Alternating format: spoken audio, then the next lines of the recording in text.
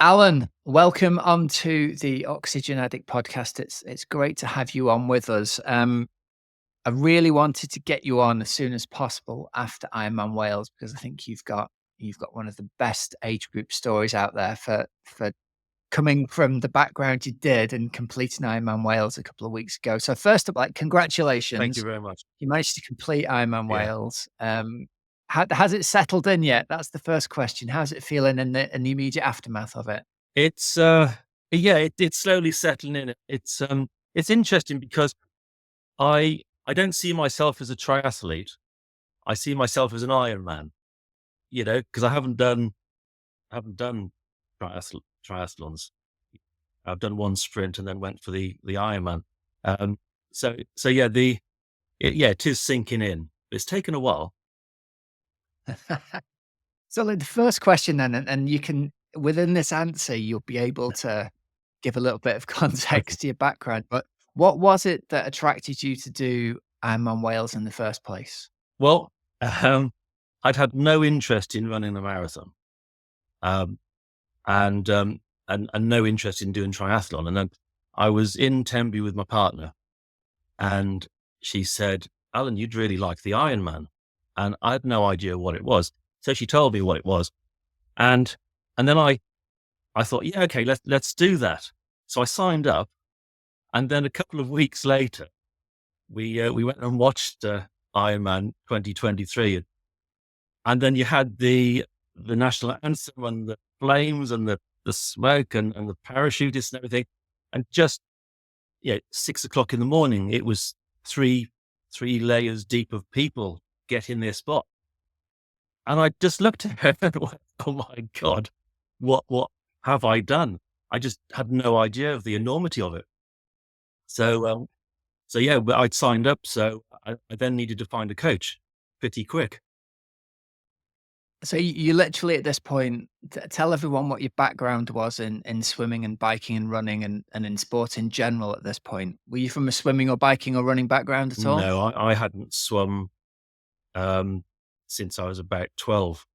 Apart from jumping into a swimming pool, you dive in, you climb out the other side. And so I was okay like that, but, you know, no swimming background, no cycling background.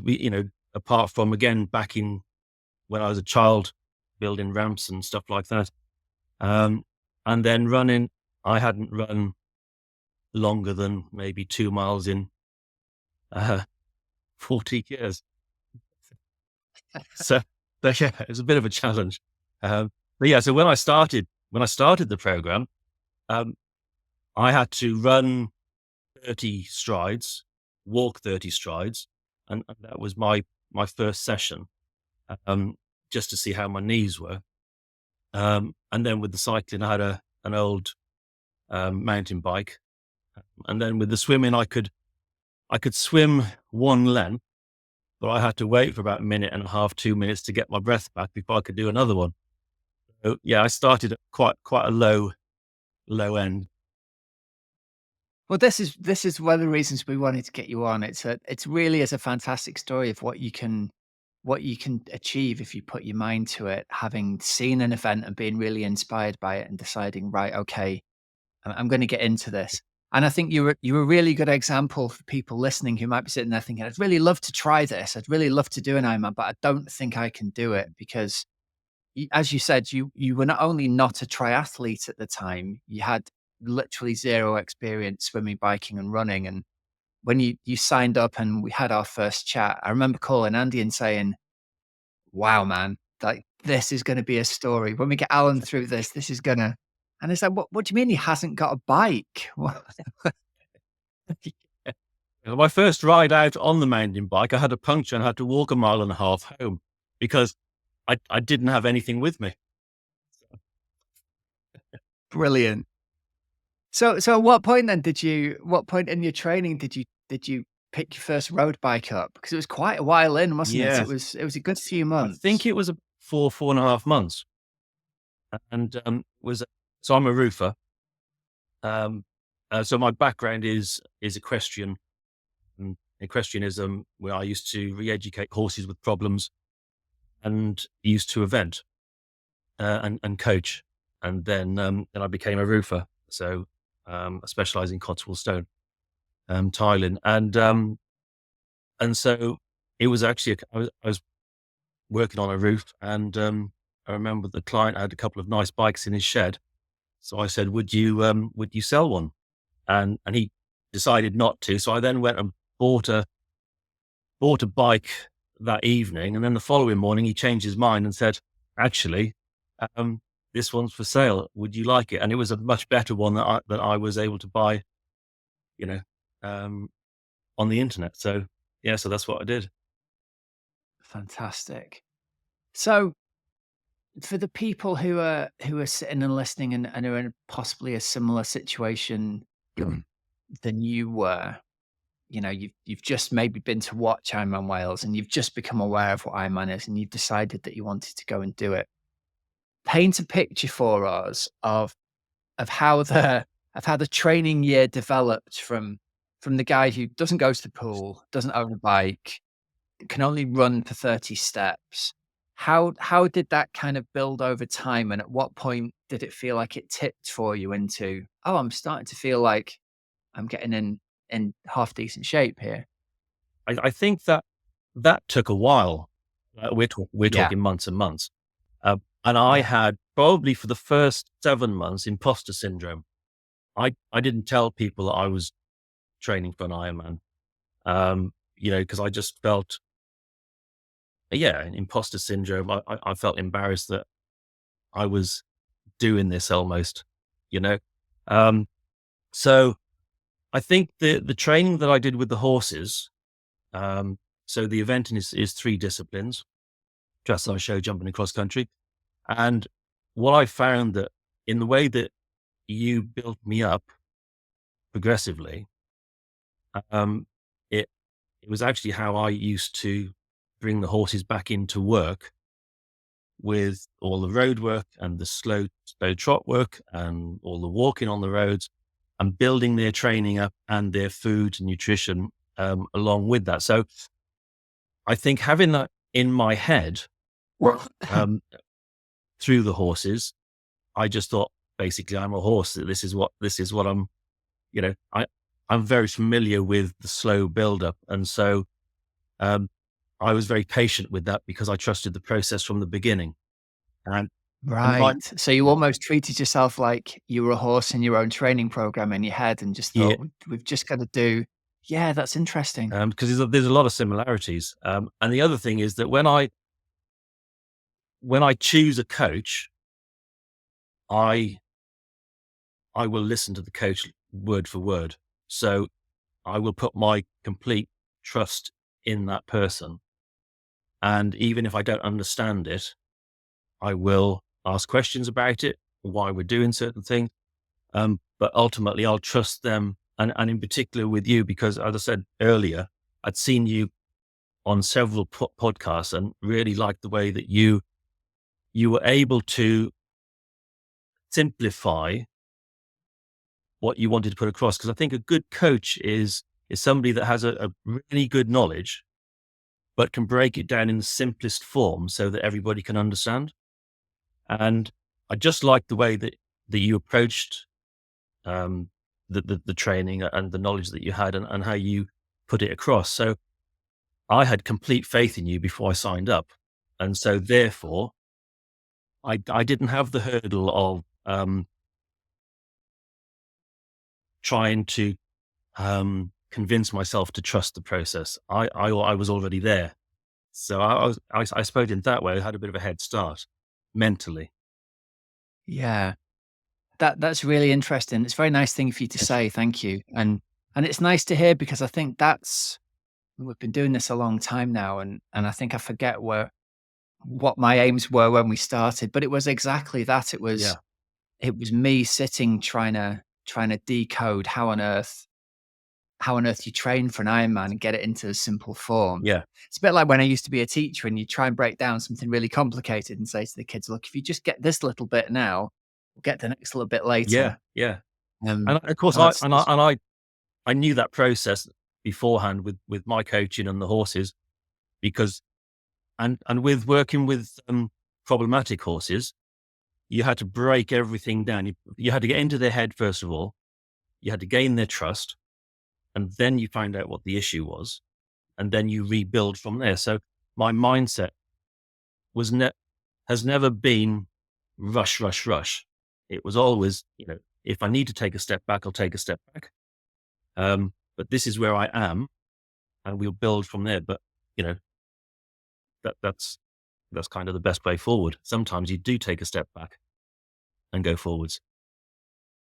I think that served you really well, Mm. that mindset. I think that the mindset you described is exactly what someone's gonna need when they're approaching something like an Ironman for the first time, because you're right, there is an awful lot of trust that you have to Yeah, place in the person designing a plan and in the process that you're following, because often I probably shouldn't say this, but I think often people don't feel like the things they're doing are gonna get them to the uh, point that they want to be by race day. definitely. And there is an awful lot of saying to people, "You'd have to trust this process. I know it might not feel that X and Y is gonna equal Z on race day, Yeah, but it has done for hundreds of people before you, so just yeah, tru trust that it yeah. will." I mean, there's a couple of things,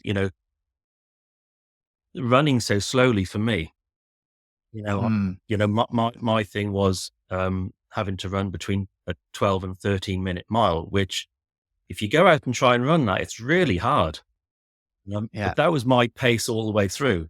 Um, and then on the other side, you've got the swim and those drills, the Unco drill. You know, that's a tough one, but that did serve me well in the sea. yeah, Yeah. So that yeah, there was a lot of things in the latter part of the training that I thought, these are the drills coming in. You know, yeah, so it's really good. yeah, good. Well, talk about race day a little bit then. How give some context for people who are listening. Describe how race day was, because this podcast will stay out there for a couple of years and people will forget the conditions of race day. So, Okay. so let's describe the weather, the sea state, all of that, so people get a really good feel Okay. for how it was and what your experience of it was. Okay. Um, so we were expecting. We had a yellow weather warning for Tenby in Pembrokeshire. Uh, it didn't turn out as bad as that, but they almost called the swim off because that was really bad. Um, and you had, sort of almost a meter high waves. Um, it was, it wasn't raining, um, but yeah, it was a lot of wind and it was rough and the tide was coming in. So we had to swim out. It was, left-handed course and we had to swim out to the lifeboat station. And that's where the tide was coming in and coming around into the harbor. So the first sort of 400 meters, you were against the tide. So I trained in that, so I wasn't really bothered about what the conditions were. I made sure that I had done my work in those conditions. Mm. So it didn't make any difference to me what it was going to be, whether it was raining, whether it was windy, whether you know, whatever. My biggest challenge, certainly with the training, was the bloody jellyfish. Uh, I had a couple of panic attacks with those, where I just held onto my inflatable buoy and just like got my breathing back, with my feet out the water. Yeah. And so yeah, I mean, Shane Williams has done it 7 times, Tenby 7 times, and he said that this year was the worst that he's ever had. So they were bad, and just under 300 people were taken out of the water. Mm. So yeah, but my mindset is that, and it was like it with the horses. If there was a problem on the cross country course, I kind of liked that because I liked the challenge. So if my thing was, the worse the day is, the bigger the reward, really. So Right. crack on. Yeah. Yeah.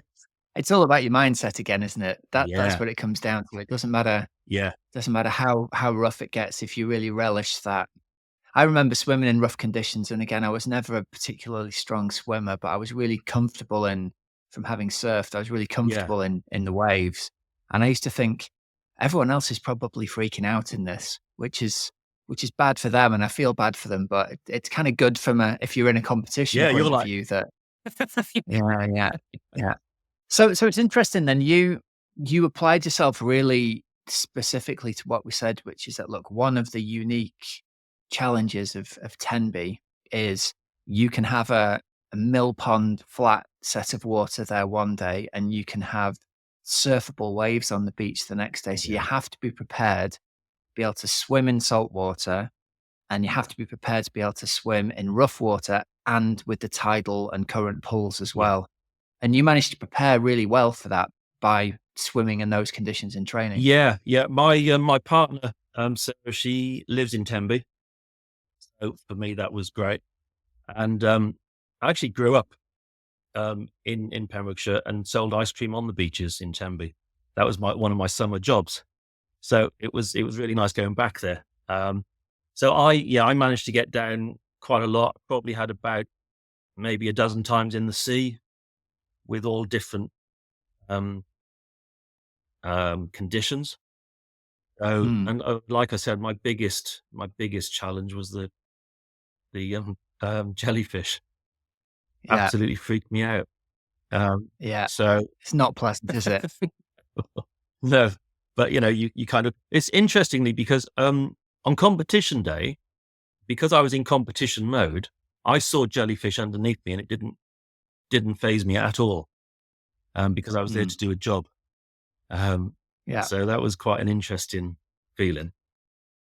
yeah. Yeah, so no, it was. I actually enjoyed the swim, uh, and it surprised me. And I'm a much better swimmer in the sea than I am in the pool, which I found out.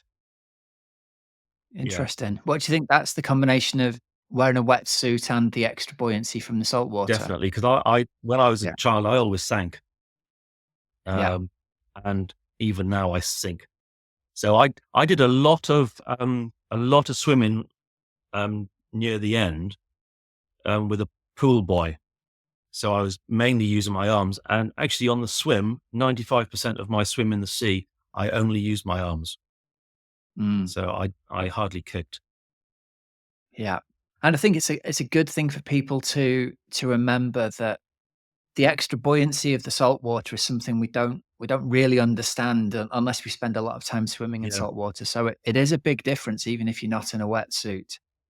The extra buoyancy from a wetsuit is a massive Yeah. difference.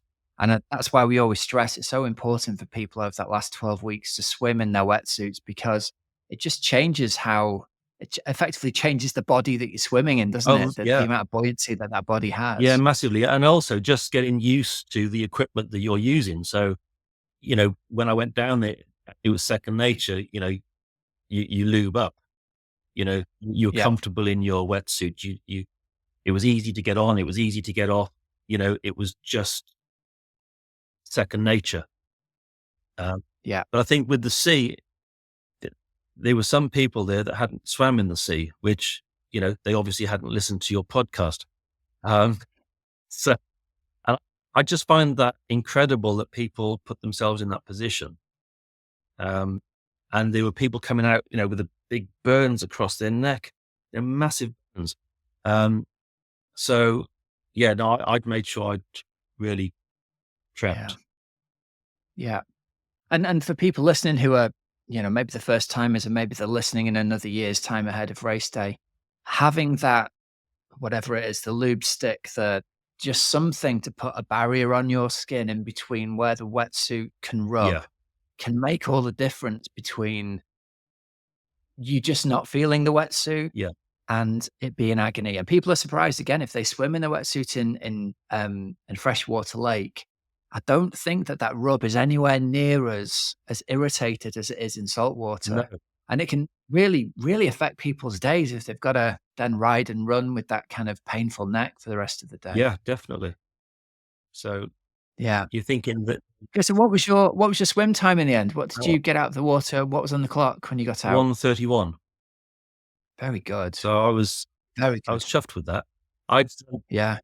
again, the way that my mind works is that in 2023, the guy that came out of the water first did it in 50 minutes. And so my aim was to get as close to that 50 minutes as possible. Whether that was an hour and 10, an hour and 30, that was where I was aiming for that, you know? Um, Yeah, so I was absolutely thrilled, especially with the conditions and from where my swim started, because I think it was about 4 months before I was actually able to swim 400 meters at once in order to do the CSS test. that's right. Um, Yeah, so I was just literally going through the drills to be able to get to a point where I could do a test to see what, where I was.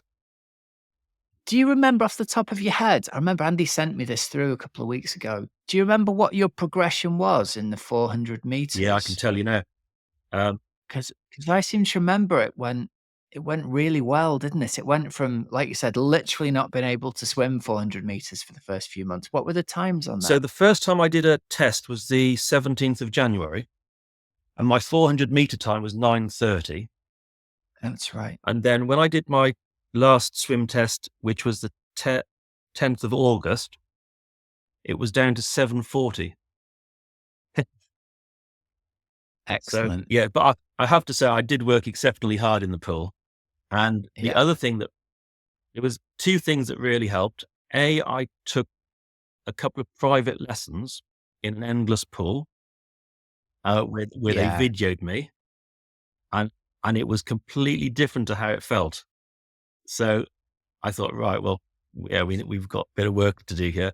And then the other thing that really helped, and especially on race day, was a ticker, a clicker. So, because I was one of these people that glided a lot, you know, um, and Yeah. so I think the coach said to me, the aim is to get you up to like 46 clicks a minute, you know. But Right. So it was really low then, yeah, yeah? yeah, yes. Yeah. So race day, I'd gone up to 60. I set it at 60, and I Brilliant. thought, yeah, I'd be okay with that because I Yeah. didn't have a watch. I didn't want a watch. I just went on the clicks. I think training with those clickers is really genius Yeah, because it's really surprising the first time you use it, isn't it? How not just how low or how high your stroke rate is, but how much it varies after one yeah, length away from how it feels when you start. And I think that's really eye opening for athletes when you say, right, all you've got to do is put your hand in the water when this goes click. yeah, And I remember my coach doing the same with me back in the day and me thinking, this clicker's getting faster. I can't keep up with it after one. So yeah, so for anyone listening who's never tried one, it's well worth getting the swim tempo trainer, I think one of them's called, okay, isn't it? A little yellow thing, yeah, and there used to be one called the Wetronome, which I don't think they make anymore, oh, but 30 or so pounds, I think they used to be, and they are brilliant training yeah. aids. I think it's fantastic, Yeah, and it really helped me. And it just paces you all the time in the pool as well. You're, yeah. Stops you going too fast at the start and stops you slowing down as you start to fatigue. yeah. So no, that was a Yeah. brilliant aid. Right, so we're out of the water. We've got to steam up the path and through Tenby Town Centre to the bike. Yeah, What was your mindset ahead of the bike, knowing we've got a cut off, knowing it's roughly 8.5 hours yeah, on the bike you've got to get round, isn't it? If you're on the bike after the 2 hour mark. So you'd bought yourself a little bit of time. yeah. So where was your mindset with that? So I'd gone into the water thinking I'll get the swim done in as comfortable as relaxed way as possible. I knew that if I stayed at 60 clicks, I'd be inside the time. So they didn't stop me. So I knew I was inside the time. And as you know, I've really struggled on the bike with the Mm, time and so I've been very fortunate. I've been able to ride the course a couple of times. So I knew I could do it in just over 8 hours in training. Um, so I, because I didn't know my time coming out of the water, I hadn't been pulled across to say I hadn't completed in the time. So I'd made the cutoff. So then I worked on, I've got 8 hours. That was always my time. I've got 8 hours to get round on the bike course. So I was pretty confident that I could do that because I'd done 8 hours 10 in training. The roads were closed. Adrenaline was up. I really worked on my fueling. And because I'd done all my training on my own purposely, I hadn't joined any clubs or anything like that. I was just a lone wolf out there doing it. Um, I then found it very difficult to get the amount of food on the bike, etc. So anyway, I ran through the streets, got to T1. I wasn't in a hurry because I thought, I'll just make sure I get everything sorted. I'd made up some pasta in a little lunchbox, so that was in my bag. So I got changed. I had, Did you yeah, really? You had a little picnic ready to go in T1. That wasn't in the race plan. yeah. So I was struggling. I'd been struggling with my back. It was locking out a little bit a few weeks beforehand, and I was a bit worried about it, whether it would hold up or not. So I put heat pads on my glutes and my lower back. And then I had everything ready, got changed, and then ate half of my pasta because having gone out on the training sessions, sometimes when you start riding, I don't know if it's the same with everybody else, but it takes a while before you start thinking about you need to eat. So I thought, if that happens with the adrenaline and the crowds, it could be 40, 50 minutes before I think about eating. So I thought, right, you're in T1, get some pasta in you, and then set off. And so that's what I did. The other thing, Brilliant. which was, so I couldn't get enough food on my bike because I'm 90 kilograms. So that's working on 90 grams of carbs an hour. I actually went up to 120 grams per hour. I found that I needed that for me as an athlete. So Yeah. I made this bad boy. This is amazing. I saw this on your bike on the photos. So I That's can get 7 of the, biggest. yeah, Go on, I can sorry. get 7 of these 90 grams in there. So what I did, I just undid the top off all of them. So I literally just picked it off, squeezed it in, didn't have to worry about the rubbish or anything, put it back in. Well, I stuffed it down the top. And then in the front part, I have precision hydration chews because they're another 30 grams of carbs, really easy. And, at fuel stations, I might pick up a banana or something just to give it a bit of a change. And I put some brioche buns in my special need bag on the ride. So just to split it up a little bit. But yeah, that worked really well. But I wasn't sure whether I could use it or not because when I went to rack up, the officials there said, "Oh, you've got to hang on a minute. I'm going to take in some photographs of your bike, sending it off to the main official to see if I was able to use it." So fortunately, they said yes, okay, um, and then off I went. And I had about 20, 30 people on the bike passing me, going, "I saw that in transition. Fantastic, mate."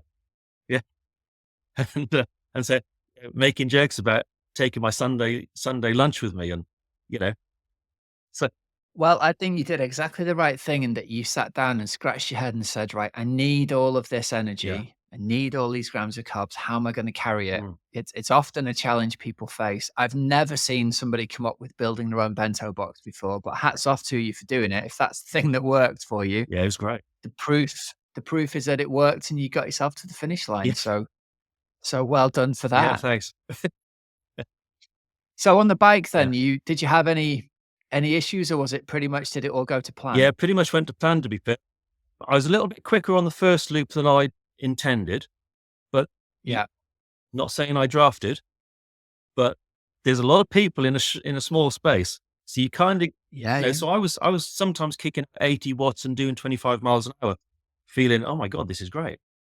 yeah. Um, And that's one of the effects that people don't talk about, I think, on race day is that there are 2,000 yeah, people out there on the course. yeah, Even, you know, there's the intent draft and there's the reality of being out on the roads with that many people and just staying safe. yeah, So I don't think that that's a problem at all for anybody. If, as long as you're not actively looking to get an yeah, advantage and you look to get yourself out of situations if you're behind somebody, that's just how, the first lap of nine man is, I yeah. think. And yeah, so that was good. And my whole thing about this was my, you only get one time doing your first Ironman or first anything. So I Yeah. wasn't there to win. I was there to beat the cutoffs and enjoy it. So Heartbreak Hill, in Saundersfoot, I was going through the crowds there and I was thinking, oh, they're a bit quiet. So I was like, I put my arm up and then the noise level went up and then it was like, oh, this is good. Come on, give it to me. And then they'd all be going, yay. So that was really good. It just got the crowd, got to the top and I went, oh, maybe I should have done that. But it was such a good laugh. It was. Yeah. That sounds like you really enjoyed it. Got your money's worth and enjoyed Yeah, it, hey? definitely, definitely. Yeah, and I love the downhills. I found that I'm actually a pretty good downhill rider. And the flat was pretty good. Speed wise, hills got me. I was trying Yeah, to keep the power down. And in the second loop, I tried to go a little slower. I just thought I'd just ease a little bit, Alan, because you've got time. Um, yeah. and because I'd done the course before, I knew at certain points where I needed to be to make sure that I was home. And so I ended up coming in just a couple of minutes shy of 8 hours. Fantastic.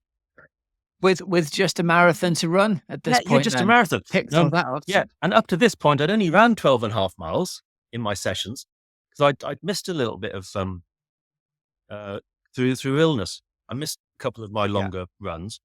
So yeah, so I'd only done 12 and a half miles up until this point, but I wasn't actually bothered by it because I knew that, yeah, I knew in my head I could do it. yeah. So yeah, and by this time, it was throwing it down. The last sort of 3.5 hours on the bike absolutely threw it down. Yeah, Okay. so So how long did you have left on the clock then to complete the marathon when you came in? well, I worked on the fact that because I again, they didn't call me over to say I didn't make the cutoff. I had 6 So hours, it was on. 6.5 hours, 6 Yeah, hours. And because my predicted time was about 5 hours 20, and I was feeling really good coming off the bike.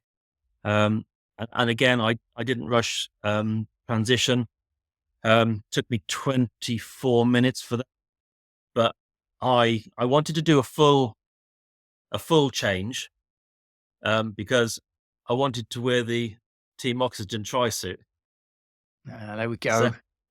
A word from our sponsors in the background there. Appreciate that. yeah. So so I went in, had a full change, changed my heat pads on my back, um, and got everything sorted. Had to be because you're wet, you're cold. Athletes helping each other to get changed. Um, and then again, I had some more pasta, and then off I went. Um, first lap, everything 9:1 run. Um, came in the first lap hour and 20, which is what I should have been doing. Feeling really good. And then lap two, didn't like lap two, Rob. Oh my lord, I hit a hole. I don't know why, because Yeah, my nutrition, I felt it was hang on, and um, the electrolytes and everything. And but yeah, I hit a hole just as a teammate came neck and neck with me, and we were having a bit of a chat. And she didn't get much conversation out of me. I was just thinking, I need to dig myself out of this. You know, you yeah, carry on. Um, and then I got to the aid station by the finishing line, and I just stood there and just drank and just ate And there was a really nice guy there. He said, "Are you okay?" Because I must have been like a zombie, just like. And he Yeah. said, "Look, I've done this 4 times. I know where you are. Eat what you need, drink what you need, then carry on." So that was really good. And then I set off from there, and I was still feeling rough because it hadn't kicked in. And then I had a little moment, Rob, with myself, and I said, "Hey, Al, you asked for this. This is what you signed up for. You wanted to test yourself as a person. So this is the test, you know." Um, and then I was thinking, a lot of people would love to be where I am, feeling what I'm feeling. So I Mm. had a smile because I was smiling all the way around. I had a little smile, had a bit of a chuckle, and said, "Thanks, to the universe for putting me here. Now let's get on and do it." And it was really Brilliant. cool. Yeah. I love that. Uh, Again, it's your mindset all the way through. It's exactly what you talked about before. It's accepting where you are. yeah, because I had a You I had a new accept. injury as well, which I'd never had in training, and Yeah. the front of my ankle coming into the bottom of my shin was hurting. And usually, if I've had some niggles, I can either just walk and massage it away, um, Mm. and then carry on. But this wasn't going away. In fact, it still hurts now. So I thought, oh God, okay. So I was just carrying on with my 9-1 run, seeing how that was going, and then lap 2, I had, fortunately, it's in my special needs bag. I put some tape, so I took my shoe off and everything, strapped that up, um, and then carried on. Still wasn't happy, so again, I had more tape. So again, I like wrapped my ankle around, and then I used my tag as well to tighten it up on there. I thought, you just need to get round onto the lap 4, and you'll be fine. And there was a woman as well because my back started to tweak a little bit, and so she was really good. She stripped off my my tri suit down to my bum, and she was like spraying me back with deep heat and everything. And I'd sprayed my legs on lap 2 and 3 because my groin was starting to tweak and making it really difficult and painful to go up hills. Um, and then to put me together again, and then off I went. Um, and then it was really strange because when I got to lap 4, I got halfway around lap 4, and then it was just like, "Come on, Al, let's just you can push yourself now because if anything happens, you've made it. You know, you can drag yourself over. You know, just." And then I just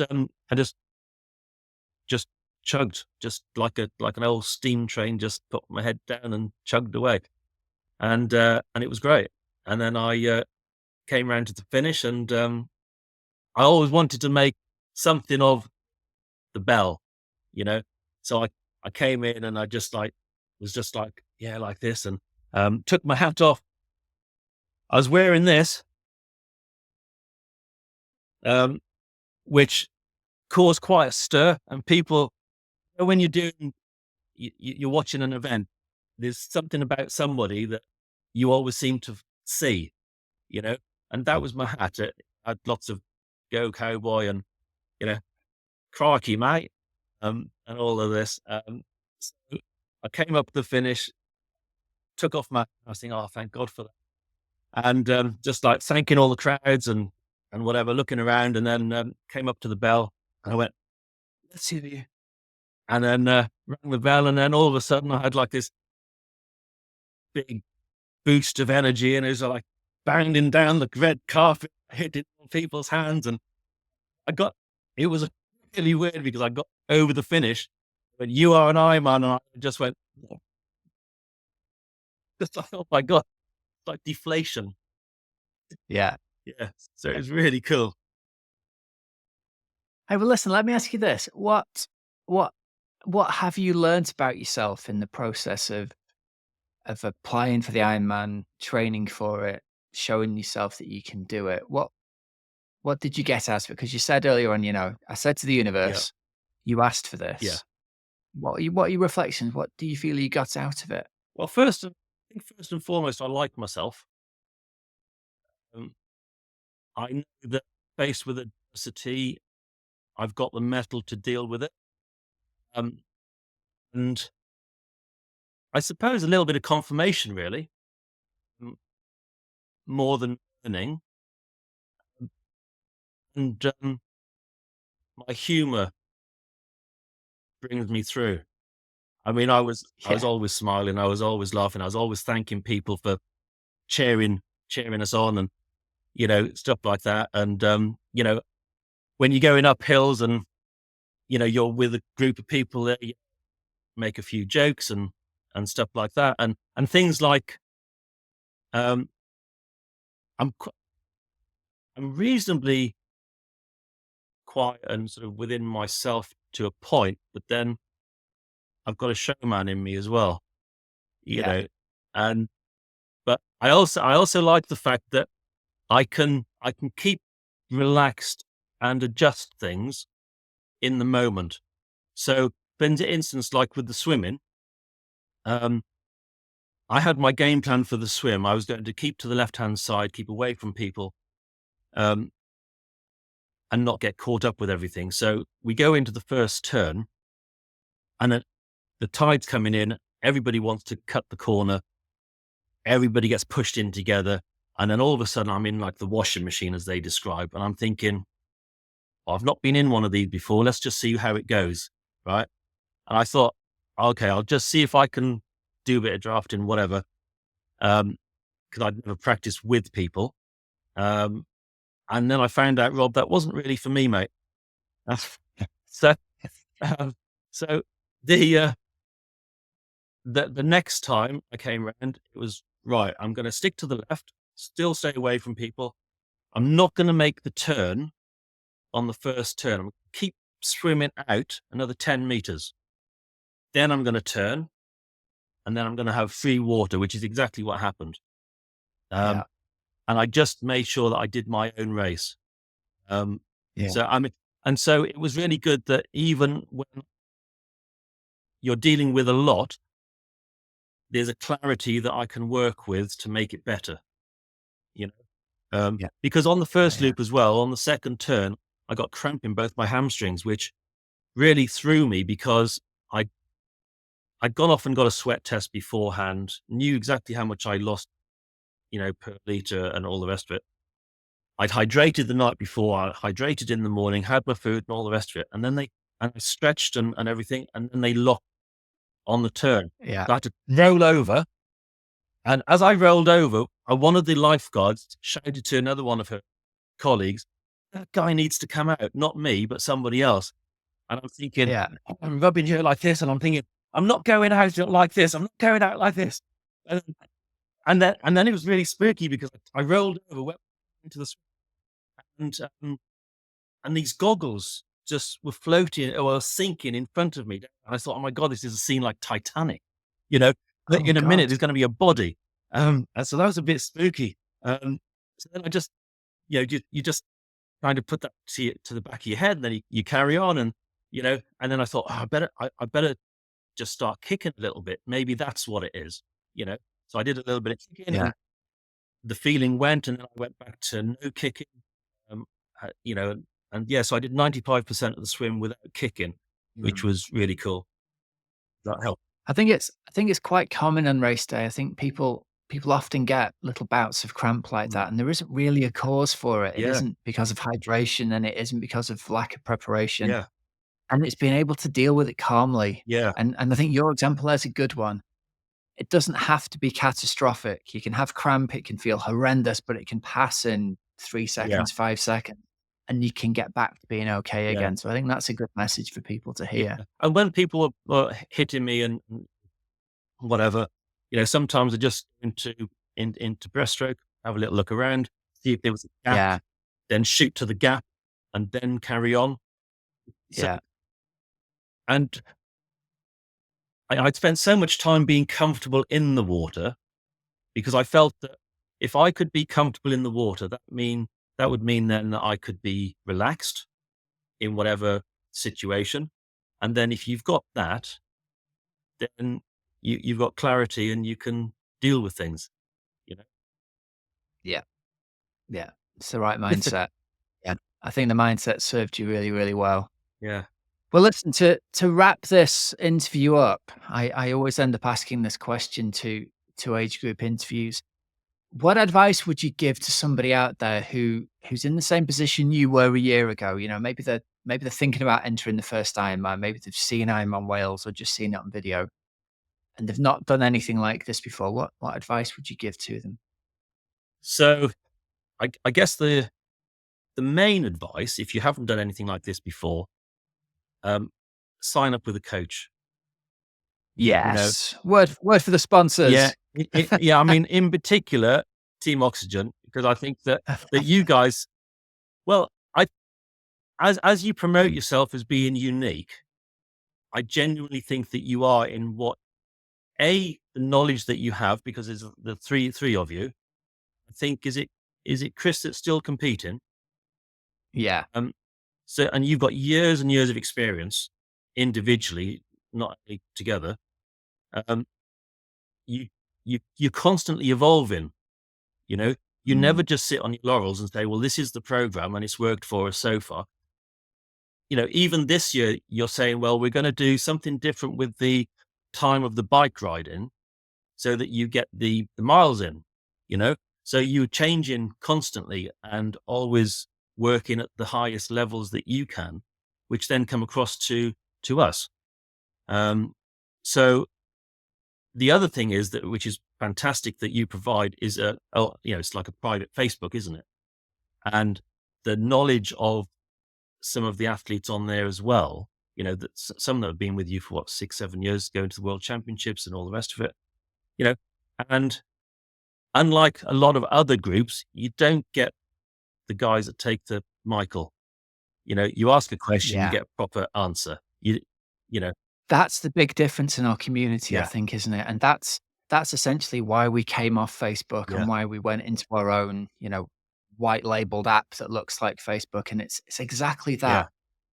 We just want the people in there who are going to be good people. yeah, We just want people who are going to support our other members.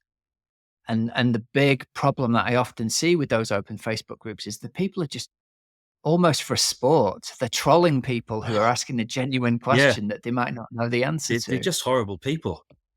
Yeah. You know, And that there can be quite a lot of that out there, can't there, in social media? yeah. So, Yeah, yeah, so I think what yeah, you offer is absolutely unique. And the other thing is that when I was out training and I had my Team Oxygen tri suit on, which took a while to get used to because I felt very exposed, as you know, lycra wasn't a big part of my life up until this point. Um, so people would run alongside me and say, "Oh, are you being coached by that guy?" Say, "Yeah, he's my coach," and it's like, "Yeah, yeah, he's my coach." And he's like, "Oh, I've listened to him. He's really, really good." I said, "Well, you should sign up for him next time." You know, so there's a lot of I appreciate there's quite that. a few That's people very kind of you. Thanks, man. there's quite a few people out there that are, they are listening to you, and they came to me and they talked about the program and what you offer. And there's a couple that said, "Yeah, I might give him a call." So yeah, Yeah. it's really cool. It's quite sad being off the group now for a little while. Oh, yeah. That's the challenge, isn't it? When it's all over and done, and I think it becomes such a big part of people's lives, and Yeah, then massively. yeah. So it's yeah, but it's How's the aftermath? That's the last question to wrap up. How is the aftermath of having built up to this thing for a whole year, yeah. having now done it? How are you finding life now you are Well, an Iron Man in inverted commas? yeah. Um, so again, because of my mindset, because I know this isn't the end, right? Yeah, Although, it's not. You've decided, have yeah, you? There's yeah. more there's more to I come. mean, I came over the finish line and I had to walk home then with my girlfriend Sarah, and I said as we were walking up that hill again, coming out of Tenby, Sarah, and never doing this again. Um, but no, in my so my mindset has always been, this is the main event. I didn't really want to do anything in between because this was my thing. I don't have any wish to do any triathlon outside of Ironman, to be fair. Um, Yeah, so I was going to do it for a year. Whatever happened, I was then going to have some time off from the intensity of training, but not stop training, and then sort my life out because there's a lot going on that I need to sort out, and then come back to it because I want to get a much better time, Chris. Um, and Rob, sorry. And I love how you automatically went to justifying it to Chris. He's the performance guy. So I want to run faster, Chris. maybe it's because of Great, the word brilliantly. He can push it to go my, faster. I can be the arm around the shoulder. yeah, that's Yeah, it. So it's yeah, so that's my plan. So I'll but yeah, it's also very interesting that yeah, so I'm fine about the aftermath. I haven't got a massive low. I I do good. find though when I go to bed, I go to get my stuff ready for the morning, which I don't need to do. Huh? But so that's yeah. Mm, But the what was the other thing? I can't remember now. It'll come to me when we sign off. But yeah, just so I'd show you that Oh, look at that that. is a cool Yes. medal. Well, you can be extremely proud of that. You've had a real journey to go from no swim, bike, run background at all, not owning a bike, not being able to swim a length, not being able to run more than 30 steps, to finishing what's probably the hardest Ironman in the world inside a year from nothing. Um, I hope you're very proud of yourself for what you've achieved. You've done a really good job, man. Thank you. Yeah, I know what I was going to say now. Yeah, Go on. it's only now after all of this that I kind of feel that I'm ready to train now. I think Right. I feel now that I'm at a level where I can now start my training, if that makes sense. You know, Yeah. I'm really looking forward to that. First year for experience, second year for performance. Definitely. Hey, well, listen, Al, thank you so much for taking the time to come on and tell us about your experience. I Pleasure. think it's gonna help out an awful lot of athletes, especially those wanting to do Ironman Wales. And congratulations again. It's a great achievement. Thank you very much. Been great. Stick around when we finish recording. We'll have a little chat. Take good care, man. Thanks for your Thanks a lot. time. And that brings us to the end of this week's show. Here are some discount codes and deals for you. At precisionfuelandhydration.com, you can use the code OXYGEN24 for 15% off your first electrolyte order. You can use their free fuel and hydration planning tool to receive a personalized strategy for your next race. The planner will help you understand your own carbohydrate, electrolyte, and fluid needs so you can refine your strategy during training. And don't forget, you can also book a free one-to-one video consultation with PFNH's athlete support team, and they'll be happy to help you nail your race nutrition plan and help you perform at your best come race day. And over at teamoxygenaddict.com, I think we've got the most comprehensive triathlon coaching program for busy age groupers. If you're looking for high quality proven coaching for Ironman or 70.3 triathlon this year, you can check out the details of our coaching packages on our website. And the big news from this week onwards is Team Oxygen Addict is open again for new members. So if you're interested, there's a link in the show notes to book a membership call with us and see if you'd be a good fit for joining the team. If you've already joined our waiting list during the summer, then we'll be getting in contact with you to offer you the chance to book a membership call first. But act fast, guys. We would love to have you be part of our team going forwards and help you reach your triathlon goals for next year. So remember, there's links in the show notes so you don't have to remember them. And until next week, have a great, safe training and racing week. I'm Coach Rob Wilby, and you've been listening to the Oxygen Addict podcast.